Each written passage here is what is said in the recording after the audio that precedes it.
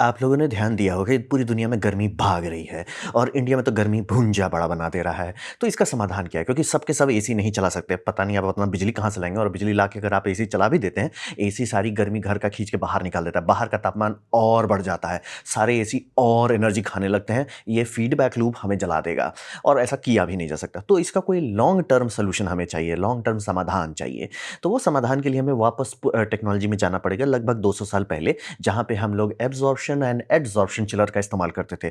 मतलब आग से बर्फ़ बनाते थे। तो वो हम लोग छोड़ इसलिए दिए कि उससे ज़्यादा एफ़िशिएंट होता है आपका वेपर कंप्रेशन सिस्टम, जो आपका नॉर्मल एसी है।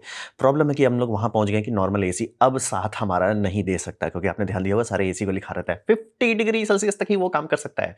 हम लोग 55 आउटडोर टेम्परेचर जा रहे हैं, वो नहीं सँभाल पाएगा। तो इसीलिए हमें वापस एब्ज़ॉर्प्शन और एडज़ॉर्प्शन चिलर पे आना पड़ेगा। तो इसको आप चलाएँगे कैसे? इसको चलाने के लिए थोड़ा-सा इलेक्ट्रिकल चाहिए होता है, जो प्लम्बिंग-वलम्बिंग सँभाल सके, और हीट सोर्स चाहिए होता है। जितना गर्म होगा उतना बढ़िया। अब रहा बात ये गर्मी कहाँ से आएगी?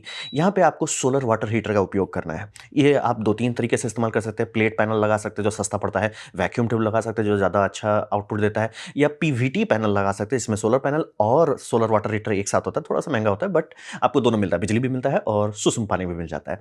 ये गर्म पानी से आप एडसॉर्प्शन चिलर चलाएँगे, जो कि एक सॉलिड स्टेट डेसिकेंट का इस्तेमाल करके आपको लो टेम्परेचर वाटर देता है। बेसिकली आप गर्म पानी डालते हैं, वो गर्म पानी एक दूसरा कूलिंग लूप को हेल्प करता है ठंडा करने में, और आपको लगभग 5 डिग्री से लेके 15 डिग्री सेल्सियस तक का ठंडा पानी मिलता है। ये हमारे रूम को ठंडा करने के लिए काफ़ी है, डीह्यूमिडिफिकेशन के लिए भी काफ़ी है, और फिर सारी गर्मी आप एक कूलिंग टावर से निकाल देते हैं बाहर। कूलिंग टावर का साइज़ जितना होना चाहिए कि आपका जो भी हीट सोर्स है, जैसे 10 किलोवाट का हीट सोर्स है, तो कूलिंग टावर 2x का होना चाहिए, यानी कि 20 किलोवाट का हीट निकाल सके।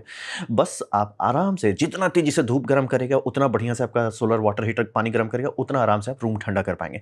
कोएफ़िशिएंट ऑफ परफॉर्मेंस बहुत खराब होता है, यानी कि अगर टी डेल्टा आपका कूलिंग टावर और हॉट सोर्स का ज़्यादा नहीं है, तो ज़्यादा ठंडा एक्सपेक्ट मत कीजिए, बट हॉट आपको फ्री का मिल रहा है, और 25% भी अगर एफिशिएंट वो चल रहा है, यानी कि 0.25 सीओपी पे भी वो चल रहा है, वो आपका लगभग 2.5 किलोवाट का कूलिंग कंटिन्यूअसली फ्री मिल रहा है, और इलेक्ट्रिकल एनर्जी डालना वो एक सोलर प्लेट से आप कर सकते हैं। ये सब स्कूल के लिए बहुत अच्छा है, क्योंकि वो कम खर्चे में लॉन्ग टर्म सस्टेनेबल कर सकते हैं।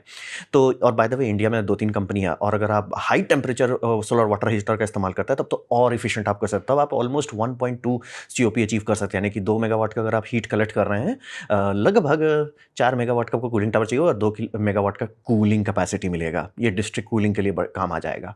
तो हमारे पास समाधान है, और भारत में 2-3 बड़ी-बड़ी कंपनी है जो एब्ज़ॉर्प्शन एंड एडसॉर्प्शन चिलर को बनाती है। तो ये हमारा लॉन्ग टर्म समाधान है।